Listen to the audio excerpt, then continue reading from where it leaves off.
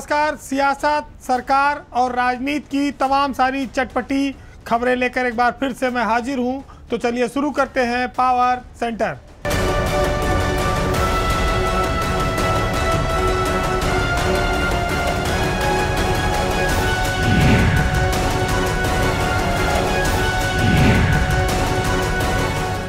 उत्तर प्रदेश में लोकसभा का चुनाव जब शुरू हुआ था तब भी ये कयास लगाए गए थे कि योगी सरकार के कई मंत्रियों को बीजेपी चुनाव लड़ाएगी। हालांकि उत्तर प्रदेश में जो मंत्री होते हैं वो सांसदी का चुनाव नहीं लड़ना चाहते। ऐसा पुराना अनुभव रहा है कि जो लोग सांसदी का चुनाव लड़कर जीते वो केंद्र में जाकर मंत्री नहीं बन पाए और इसकी वजह से उनकी उत्तर प्रदेश से भी एक विशाल राज्य के मिनिस्टर के पद उनका चला गया और वो केंद्र में एक सामान्य सांसद बनकर रह गए। अंतिम सूची में अभी दिनेश सिंह का नाम आया। दिनेश सिंह योगी सरकार के अब चौथे मंत्री हो गए हैं जो लोकसभा का चुनाव लड़ रहे हैं। यानी कि इससे पहले 3 लोगों को दिया गया टिकट, जिसमें जितिन प्रसाद पीलीभीत से, वो इस समय वहां पर उनके हाथ चुनाव हो चुका है। और नंबर 2 पर हैं जयवीर सिंह जो मैनपुरी से लड़ रहे हैं डिंपल यादव के खिलाफ। उनके यहाँ भी तीसरे चरण में 7 मई को चुनाव होना है। इसी तरह से अनूप प्रधान वाल्मीकि हैं जो राजस्व के राज्य मंत्री हैं और हाथरस से भाजपा ने उनको चुनाव टिकट दिया है। चौथा नाम आ गया अब इसमें रायबरेली से दिनेश सिंह का। दिनेश सिंह उत्तर प्रदेश सरकार में उद्यान विभाग और मंडी के मंत्री हैं। जयवीर सिंह पर्यटन के मंत्री हैं। वो मुलायम सिंह की बहू डिंपल यादव के सामने चुनाव लड़ रहे हैं। एक कठिन चुनौती है, जीतना हारना काफ़ी चुनौतीपूर्ण होगा चूँकि मुलायम सिंह इस सीट से कई बार सांसद रहे हैं। डिंपल ने उपचुनाव भी जीता। इधर दिनेश सिंह को बीजेपी ने लगातार कई इनाम दिए। उनको पहले एमएलसी बनाया, फिर उनको मिनिस्टर बनाया, अब उनको राहुल गांधी के खिलाफ रायबरेली से प्रत्याशी बनाया है। बहुत कम ऐसे लोग हैं जो उत्तर प्रदेश में मंत्री पद छोड़कर सांसदी का चुनाव जीतना चाहते होंगे। पहले तो ये मना रहे थे कि टिकटें न मिले, लड़ना न पड़े, चुनाव लड़ने से लोकसभा का मुक्ति रहे। लेकिन अब जब लड़ा दिया पार्टी ने तो अब तो जीत गए तो फिर केंद्र में जाएंगे। और रीता बहुगुणा जोशी जो उत्तर प्रदेश में मंत्री थी वो सांसद बनी। सत्यदेव पचौरी जो मंत्री थे वो बाद में सांसद बने। दोनों केंद्र में जाकर सांसद बनकर ही रह गए और अब की बार उन दोनों का टिकट भी कट गया। तो जो अतीत का रिकॉर्ड है उसके आधार पर ये कह सकते हैं कि ये जो 4 मंत्री चुनाव लड़ रहे हैं उसमें अगर कोई सबसे प्रबल संभावना दिखती है किसी की तो जितिन प्रसाद की है। अगर वो चुनाव जीतते हैं तो वो केंद्र में मंत्री बन सकते हैं। उनकी तो भरपाई यहाँ से जाके वहाँ हो जाएगी क्योंकि वो पहले भी केंद्र मिनिस्टर रहे हैं।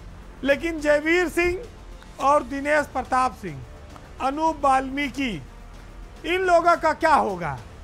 ये अगर सांसद बन गए तो यहाँ का जो प्रोटोकॉल था, जो यहाँ पर व्यवस्था थी, लाव लश्कर था, वो चला जाएगा। और अगर केंद्र में कोई पद नहीं मिला तो सामान्य सांसद होकर रह जाएंगे। तो ये एक थोड़ा से विरोधाभासी स्थिति है सियासत की। लेकिन चूंकि इसको किसी के सामने खुलकर कह नहीं सकते हैं, अनुशासन का मामला आ जाएगा, पार्टी नाराज हो जाएगी, कार्रवाई हो सकती है। ये जरूर है कि जयवीर सिंह के सामने भी और दिनेश सिंह के सामने, दोनों के सामने बड़े कैंडिडेट हैं। एक तरफ मुलायम सिंह की बहू है, एक तरफ राहुल गांधी हैं। अगर राहुल गांधी को हरा ले जाए दिनेश सिंह तो कोई बड़ी बात नहीं, भाजपा उनको केंद्र में भी मंत्री बना दे। लेकिन अनूप वाल्मीकि का क्या होगा इसकी कोई गारंटी नहीं ले सकता। तो ये चुनाव कई बार बहुत सारी खुशियां और अवसर लेकर आते हैं, बहुत सारे लोगों के लिए जीवन मरण का प्रश्न लेकर आते हैं। लेकिन यूपी में जो लोग मंत्री हैं वो कितने मन से और कितने अंदर दर्द लेकर खुले दिल से वो चुनाव लड़ रहे होंगे ये तो वही जानते हैं। क्योंकि दिल का दर्द लोग वैसे भी किसी से बताते नहीं हैं। वैसे जो लोग यहाँ से मंत्री थे, चुनाव लड़े, वो ना तो वहां मंत्री बन पाए, ना आज चुनाव लड़ने के काबिल बचे। पूरे देश में लोकसभा चुनाव चल रहे हैं, लेकिन यूपी की जो ब्यूरोक्रेसी है वो इन चुनावों की आचार संहिता के बीच कुछ ऐसे गड़े मुर्दे उखाड़ दे रही है जो सरकार के लिए परेशानी का सबब बन जाए। आचार संहिता के दौरान बिजली विभाग के अधिकारियों ने एक ऐसा कारनामा कर दिया है जो गड़े मुर्दे उखाड़ने की तरह है और सरकार के लिए परेशानी पैदा करने वाला है। बिजली विभाग के मध्यांचल के एमडी भवानी सिंह खंगाराउत ने एक आदेश जारी किया जिसमें कर्मचारियों की स्क्रूटनी और दक्षता, जिनकी उम्र 50 साल से ऊपर है, उनकी स्क्रूटनी की जाएगी और उनकी दक्षता नापी जाएगी समूह गा और घा के कर्मचारियों की, और उसके बाद उनको अनिवार्य सेवानिवृत्ति दी जाएगी। इसी चुनाव के बीच, आचार संहिता के बीच, ये प्रक्रिया शुरू कर दी गई मध्यांचल के बिजली विभाग में। खंगाराउत के इस फरमान से बिजली विभाग में हड़कंप मच गया, कर्मचारियों में नाराजगी फैल गई और बात सरकार तक पहुंच गई। कर्मचारी इसके लिए आंदोलन की तैयारी करने लगे, लेकिन इसी बीच उत्तर प्रदेश के ऊर्जा मंत्री अरविंद शर्मा ने एमडी के इस फरमान को तत्कालिक प्रभाव से वापस ले लिया और उन्हें उल्टे फटकार लगाई। मंत्री अरविंद शर्मा की जानकारी में आने के बाद इस प्रक्रिया को रोक दिया गया है। लेकिन महत्वपूर्ण बात यह है कि चुनाव जैसे संवेदनशील मौके पर क्या बिजली विभाग के अधिकारी ऐसे काम करने के लिए अनुमन्य हैं या वो ऐसे कामों से क्या साबित करना चाहते हैं। उत्तर प्रदेश जैसे विशाल राज्य में जहां बेरोजगारी की बात होती है, सरकारी कार्यालयों में जो कर्मचारी रिटायर हो जा रहे हैं उनकी जगह पर नई भर्तियां नहीं होती हैं, नौकरियां दिन ब दिन घट रही हैं, भर्तियां बंद हैं, लोग परेशान हैं। इसके बावजूद उत्तर प्रदेश के जो अफसर हैं उनकी अलग सनक चल रही है। उनकी सनक के आगे सरकार बेबस है और यही वजह है कि कई कई सालों से पदों पर जमे हुए अफसर मनमानी कर रहे हैं। बिजली विभाग में भवानी सिंह खंगाराउत का यह आदेश सरकार के लिहाज से और चुनाव दोनों के दृष्टिकोण से ये कतई मौका उचित नहीं था, लेकिन उन पर कार्रवाई नहीं होती। छटनी छोटे कर्मचारियों की होगी, उनके लिए नित नए प्रयोग किए जाएंगे, नए आर्डर निकाले जाएंगे। लेकिन ये मामला हंगामा मचा सकता था। ये तो समझदारी दिखाई ऊर्जा मंत्री अरविंद कुमार शर्मा ने। एमडी भवानी सिंह खंगाराउत आदेश जारी करके चुपचाप हो गए और 50 साल के ऊपर के कर्मचारियों के ऊपर उन्होंने तलवार लटका दी। कार्यदक्षता जांचने का आज तक कोई मशीन नहीं बनी जिसको अफसर को जो कर्मचारी नापसंद हो उसकी दक्षता को आप माप दीजिए, 50 साल के ऊपर है उसके जबरिया रिटायरमेंट की सिफारिश कर दीजिए। स्क्रीनिंग के नाम पर किस तरह से अफसर मनमानी कर रहे हैं ये एक उसका उदाहरण है। उनको इस बात की भी फिक्र नहीं है कि चुनाव में इस आदेश से उत्तर प्रदेश में सरकार की छवि पर क्या असर पड़ेगा। यह आशंका जरूर अब पैदा हो गई कि चुनाव में जो अफसर ये हरकत कर सकते हैं वो चुनाव के बाद तो इस पर अवश्य अमल करेंगे। यानी कि कर्मचारियों के लिए खतरे की घंटी बज गई है, तलवार लटक गई है। अभी चुनाव है, चुनाव के बाद भी ये उस पर अमल करेंगे और अगर इनकी मंशा ऐसी है चुनाव के दौरान तो ये कहीं पीछे नहीं हटेंगे। अब इसका खामियाजा सरकार भोगेगी या कर्मचारी, ये देखने वाला होगा। हालांकि सरकार के लिए ये खबरें आंखें खोलने की तरह हैं जो अफसरों को आंख बंद करके इतने मनमाने काम करने की छूट देती हैं कि जागो, वक्त रहते ऐसे अफसरों पर कार्रवाई करिए जिनको आचार संहिता का भी कोई डर नहीं है। सिर्फ अपनी सनक के वजह से वो विभाग में लोगों को रिटायर करने पर तुले हुए हैं, लोगों को निकालने पर तुले हुए हैं। अब बात एक और राजनीतिक खबर की, पूर्वांचल के एक ऐसे नेता की जो उत्तर प्रदेश में राजा के नाम से जाने जाते हैं। जब कोई चुनाव होता है तो सत्ताधारी दल हो या विपक्ष हो, वो मदद मांगने के लिए राजा की ओर देखता है। हालांकि जब राजा के मांगने का वक्त आता है तो कई बार वो मांग नहीं पाते और कई बार उनसे सहयोग लेने वाले लोग उनको कुछ लौटा के देने की इच्छा भी नहीं रखते। तो ये सियासत में वन वे जो सिस्टम चल रहा है, सिर्फ देने का, मिलने की कुछ उम्मीद नहीं है। आज चर्चा उसी खबर पर। उत्तर प्रदेश में रघुराज प्रताप सिंह राजा भैया 6 बार के विधायक हैं। उनके साथ अक्षय प्रताप सिंह एमएलसी हैं। उनके साथ शैलेंद्र कुमार कई बार के सांसद हैं। ये सब जनसत्ता दल जो पार्टी बनी राजा भैया की, ये उसके पिलर हैं। भाजपा और योगी आदित्यनाथ के नाम पर राजा भैया कई बार कुर्बान हुए। वो खुद 6 बार विधायक रहे। 2018 में उन्होंने अपनी पार्टी बनाई ये सोचकर कि इसका विस्तार करेंगे, लेकिन उसके विस्तार में कहीं राज्यसभा का चुनाव तो कहीं कोई चुनाव आ गया और मदद लेने वालों ने मदद तो ली, लेकिन उनकी पार्टी का जो विस्तार है वो कुछ कदम आगे नहीं बढ़ पा रहा है। अगर हम नज़र डालें तो 2019 के लोकसभा चुनाव में राजा भैया ने प्रतापगढ़ से अक्षय प्रताप सिंह को और कौशाम्बी से शैलेंद्र कुमार को लोकसभा का चुनाव लड़ाया था। ये दोनों चुनाव हार गए, लेकिन वोट बहुत अच्छा मिला। शैलेंद्र कुमार को तो खैर 16% से ज़्यादा वोट मिला था। 1.5 लाख से ज़्यादा वोट उनको लोकसभा में मिला कौशाम्बी में। राजा भैया जिस सीट से विधायक हैं कुंडा से, वो उनकी और बाबागंज सीट, ये दोनों कौशाम्बी लोकसभा में आती है, जिस पर विनोद सरोज और राजा भैया दोनों विधायक हैं। 19 में जब पार्टी को बहुत सफलता नहीं मिली, तो जब 22 का विधानसभा चुनाव हुआ तो राजा भैया ने 24 सीटों पर अपनी पार्टी को चुनाव लड़ाया और 2 विधायक उनके जीते। 2 विधायक हमेशा से उनके जीतते रहे हैं, विनोद सरोज और राजा भैया। लेकिन इससे पहले अभी राज्यसभा का जब चुनाव हुआ तो दोनों वोट मांगने के लिए अखिलेश यादव भी राज्यसभा राजा भैया के पास गए और बीजेपी भी राजा भैया के पास गई कि अपना वोट हमें दे दीजिए। उन्होंने राज्यसभा के इलेक्शन में अपने दोनों वोट संजय सेठ को दिलवाए, भाजपा के समर्थित प्रत्याशी को, और अपने साथियों के भी वोट दिलवाए। लेकिन जब लोकसभा चुनाव में बारी आई मांगने की, तब वो खामोशी ओढ़े हुए हैं। अब उनके यहाँ नामांकन समाप्त हो गया है। इस लोकसभा के चुनाव में राजा भैया ने एक भी प्रत्याशी नहीं उतारा।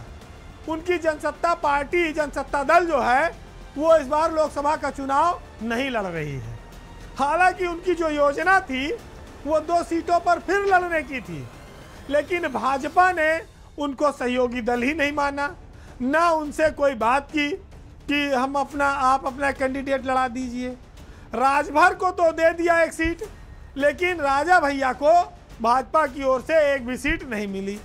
फिर कोशिश हुई कि समाजवादी पार्टी से गठबंधन हो जाए, लेकिन अखिलेश यादव इस गठबंधन में ज़्यादा इंटरेस्टेड नहीं दिखे।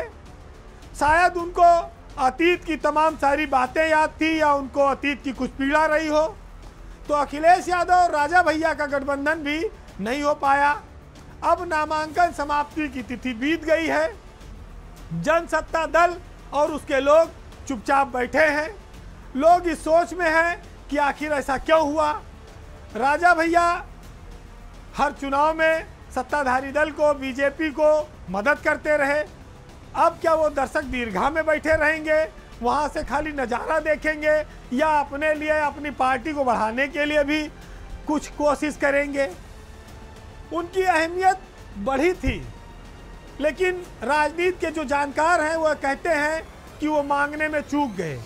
चूँकि ठाकुर मतदाता और जो संगठन है वो पहले चरण की वोटिंग में बीजेपी के खिलाफ काफ़ी सारा आंदोलन करते आ रहे थे। काफ़ी नाराज़गी थी, बीजेपी उससे डरी हुई थी, सहमी हुई थी।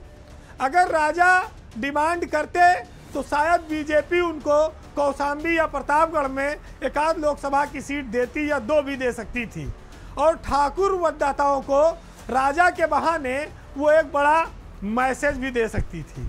लेकिन ऐसा हो नहीं पाया, तस्वीर बदल नहीं पाई। अब सूरत हाल ये है कि राजा लोकसभा के चुनाव में मूक दर्शक की तरह है। दूसरा एक और एंगल बनता था, राजा भैया चाहते तो सपा से भी गठबंधन हो सकता था, लेकिन कितनी सीटें चाहती थी? 2 सीटों पर वो डिमांड कर रहे थे।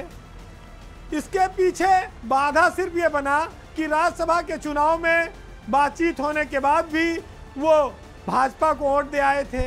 अखिलेश यादव को शायद ये लगा कि राजा भैया इस बार भी उनसे फायदा लेकर कहीं फिर बाद में भाजपा के साथ न चले जाएं, तो इससे अच्छा है कि इनसे गठबंधन न करो। यानी कि जिसके साथ हम थे उससे हम कुछ मांग नहीं पाए, और जिसके खिलाफ हम थे, जिससे मिलने की उम्मीद थी, वहाँ हम गठबंधन कर नहीं पाए। जो गुर्राता है, जो अलग रुख अख्तियार करता है, वो कई बार बहुत कुछ पा भी जाता है, कई बार नुकसान में भी रहता है। राजा शायद ये मौका चूक गए। चूक शायद समाजवादी पार्टी भी गई। अगर वो राजा को अपने साथ मिला लेती तो अखिलेश यादव पर जो ठाकुरों के विरोध का एक ठप्पा लगता है, जो कुंडा में उन्होंने कुंडी बंद करने वाला बयान दे दिया था, वो भी मिट जाता और ठाकुरों के बीच एक उनका मैसेज जाता कि राजा अखिलेश के साथ आ गए हैं। बहुत सारी चीज़ें रही जो इस लोकसभा चुनाव में हो सकती थी, लेकिन हुई नहीं। क्यों? क्या कोई दबाव था? क्या कोई डर था? या कोई अहम का टकराव था? या कोई मजबूरी थी? अब बात एक ऐसी खबर की जिसने कहा कि उसका दबदबा कभी ख़त्म नहीं होगा। बात सही है, वो पूर्वांचल के सियासत के बहुत दबंग हैं, बहुत बली हैं, और बृजभूषण शरण सिंह उनका नाम है। लेकिन आखिरकार उनका टिकट तो कट गया, दबदबा सिंह का दबदबा तो घट गया, ख़त्म भी हो जाएगा। क्योंकि सियासत में जब अगली पीढ़ी ने उस पोजीशन को अख्तियार कर लिया तो फिर अब तो आप भूतपूर्व भी हो गए। 6 बार के सांसद बृजभूषण शरण सिंह पहलवानों के मामले में ऐसा उलझे, बेटियों के मामले में ऐसा उलझे कि उनकी नैया एकदम किनारे आकर डूब गई। ये तो कहिए कि भाजपा ने उनकी लाज इतनी रखी कि उनकी जगह उनके बेटे को टिकट दे दिया। गोंडा, देवी पाटन मंडल, इसके आसपास के कई जिलों में बृजभूषण शरण का काफ़ी दबदबा है। ये दबदबा तब सबसे पहली बार प्रभावित हुआ जब पहलवानों के शोषण का विवाद आ गया। विवाद के बाद उनका टिकट फंसता गया और आखिरी चरण में, आखिरी वक्त में बृजभूषण का टिकट कट गया। अंतिम समय तक उनकी ये कोशिश थी कि उनका टिकट हो जाए, माहौल बना भी, लेकिन कर्नाटक में जो सीडी कांड हो गया, बलात्कार कांड हो गया रेवन्ना का, उसके बाद बेटियों के मामले में, महिलाओं के मामले में बीजेपी ने कोई रिस्क लेना उचित नहीं समझा। बृजभूषण के तमाम दावों, तमाम ऐलान और लगातार चुनाव प्रचार जारी रखने के बावजूद भाजपा ने कदम पीछे खींच लिए।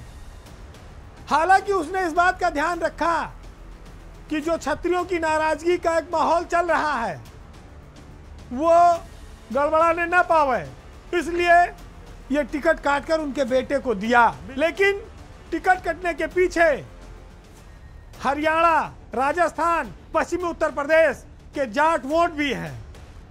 बीजेपी इस बात को भांप गई कि अगर बृजभूषण का टिकट हुआ तो फिर नई मुसीबत पैदा हो जाएगी, लेकिन इसकी काट क्षत्रिय भी ना नाराज हो, इसलिए बृजभूषण के बेटे को टिकट दे दिया जाए। तो सियासत में एक नया चेहरा करण भूषण सिंह सबके सामने है। बृजभूषण शरण सिंह उस तरह के नेता साबित हुए जिसमें भाजपा ने मछली के तेल से ही मछली को तल दिया है।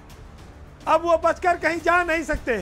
वो राजनीति में सिर्फ अब मार्गदर्शक की भूमिका निभाएं, क्योंकि उनका एक बेटा पहले से विधायक है और दूसरा बेटा अब जाकर सांसद का टिकट पाया है। बृजभूषण शरण सिंह कोई मामूली व्यक्ति नहीं है। अंडरवर्ल्ड के अपराध से तमाम उनके रिश्ते नातों के ऊपर उनके ऊपर आरोप लगते रहे। टाडा भी उनके ऊपर एक जमाने में लगाया गया था। जब बाबरी मस्जिद गिराई गई तब उनको सीबीआई ने गिरफ्तार भी किया, लेकिन ये उनका सौभाग्य रहा कि वो हर बार दोष मुक्त होकर निकले। ब्रिजभूषण पर पूर्व मंत्री घनश्याम शुक्ला के मर्डर का भी आरोप लगा। पंडित सिंह जब जिंदा थे तो उन पर एक बार जानलेवा हमला भी हुआ था और उस पर भी यह आरोप लगा कि यह ब्रिजभूषण शरण सिंह ने कराया। वो इतने बड़े पैसे वाले और बाहुबली हैं कि उनके पास खुद का हेलीकॉप्टर भी है। वो क्षेत्र में उसी से उड़ान भी भरते हैं। उनकी इच्छा के बिना देवीपाटन मंडल में कोई टेंडर नहीं उठ सकता है, क्योंकि अर्थव्यवस्था प्रभावित होती है। हालांकि आज पिता ने अपनी विरासत पुत्र को हस्तांतरित कर दी है, लेकिन आप पुत्र के बारे में रोचक जानकारी ये देखिए कि करण भूषण शूटिंग के बहुत अच्छे खिलाड़ी थे। बाद में पिताजी ने उनको उत्तर प्रदेश कुश्ती संघ का अध्यक्ष बना दिया। बंदूक चलाने वाला पहलवानी के अखाड़े में उतार दिया गया। अब वो सियासत में एक नए मैदान में आ गया है, लेकिन वो आवाज़, वो दबदबा, वो अहंकार अब समापन की ओर है। बहरहाल हर व्यक्ति पहचान बनाने के लिए तमाम सारे काम करता है। कोई अपराध जगत में नाम कमाता है, कोई सियासत में नाम कमाता है, कोई पढ़ लिख कर अफसर बनता है, तो तमाम सारे तरीके हैं। लेकिन समाज ये जानता है कि आपने किस क्षेत्र में किस तरीके से कौन सा नाम कमाया है, भले वो कहे या ना कहे। तो मुनव्वर राना साहब का ऐसी व्यवस्था पर एक बहुत चर्चित शेर है, सुनिएगा कि वो मुझे जुर्रते इजहार से पहचानता है, मेरा दुश्मन भी मुझे वार से पहचानता है। शहर वाकिफ है मेरे फन की बदौलत मुझसे, आपको जुग्गो दस्तार से पहचानता है। और कोई दुख हो कभी कहना नहीं पड़ता उससे, वो ज़रूरत को तलबगार से पहचानता है। नमस्कार।